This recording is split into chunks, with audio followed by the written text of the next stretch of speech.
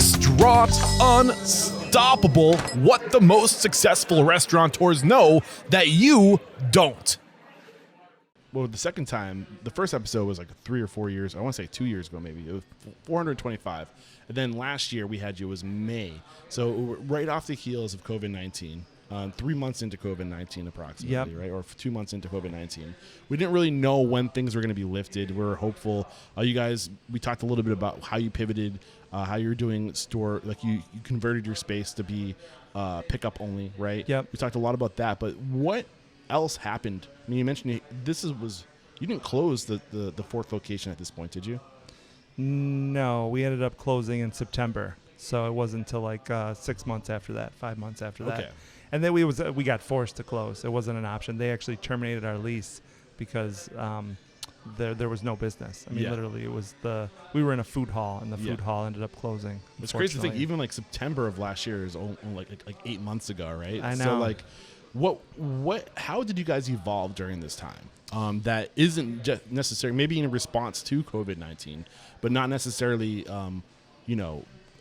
things that were in response to COVID-19 that aren't going anywhere. The things that you picked up from COVID-19 that you implemented in your business that are here to stay. Like, how did you evolve during this time? I mean, to me, really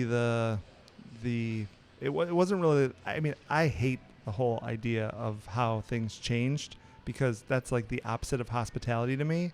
When someone's wearing a mask, you can't see them smile. You can't see their expression. Are they sad? Are they happy? And like really, I feel like to be really hospitable, you have to react to those reactions. Someone coming in on their birthday, or did they just leave a funeral and they're here having a drink after, so it's like hard to feel that, so we're doing our best to just go back to how things were. We're trying to hold on to like, hey, how can we get back to caring for people? Like I want to hug people. I want to kiss people on the cheek. I want to high five. We had a big old hug as soon as we walked in the door. It was good. So what is, I lost my train of thought. You started talking about hugs. You got me excited. So I guess like from the original question is what changed about your business that's here to stay? And it sounds like I didn't pick up on anything. Yeah, there really is. I mean, we switched to the takeout like you were talking about, but I think I kind of told you we had removed our front doors at the restaurants and we installed takeout windows. And so we put up big easy ups, balloons. We had cones, giant signs pointing saying takeout window. We always say if you confuse, you lose, which is a story brand ideology, but we were trying to take away that confusion. Got it. We wanted people to come in, get their food, get out really quickly.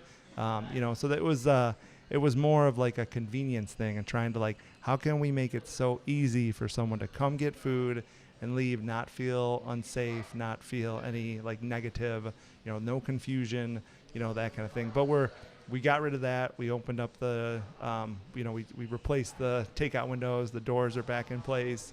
And we're letting people back in the restaurant now. I love it. So you were a huge proponent of Uber Eats and DoorDash and all these third-party platforms. I remember, and the way you looked at it, your whole outlook is these are marketing outlets for us. Yep. And do you still feel the same way? I do. And it's like a necessary evil if you think about it like that. The problem, though, right now is that Uber lost 2,000 employees during this whole thing. So where it used to be, where Uber Eats was so fast, I mean, literally, you put an order, we had a driver there within minutes. They were waiting on the order to get done, and our food takes, very quickly to whip out.